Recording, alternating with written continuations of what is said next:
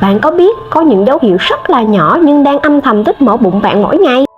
Mặc đồ không chật nhưng bụng phồng phình, bạn nghĩ là do ăn nhiều? Không đâu. Mình là Ngọc Trinh, huấn luyện viên làm đẹp và sức khỏe và là leader của Oriflame. Trinh đồng hành với nhiều chị em phụ nữ muốn giảm mỡ bụng, khỏe đẹp, kiếm thêm thu nhập thụ động tại nhà không qua giải pháp dinh dưỡng khoa học và lối sống lành mạnh. Trinh sẽ chia sẻ cả nhà mình 3 dấu hiệu cơ thể âm thầm đang tích mỡ bụng hàng ngày. Dấu hiệu thứ nhất là bạn ngủ đủ giấc nhưng sáng ngủ dậy vẫn thấy mệt mỏi, và mặc dù không làm gì vẫn thấy mệt vì cơ thể bạn đang rối loạn chuyển hóa, dễ tích mỡ.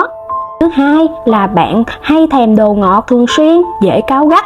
Đó là dấu hiệu cơ thể bạn mất cân bằng năng lượng và stress tích tụ. Dấu hiệu thứ ba đó là bạn ngồi nhiều, ít vận động thì mỡ tích tụ vào vùng bụng dưới nhanh hơn bạn nghĩ. Bạn có đang gặp phải những dấu hiệu mà Trinh vừa chia sẻ không? Nếu có, hãy comment bên dưới cùng chia sẻ với Trinh nhé.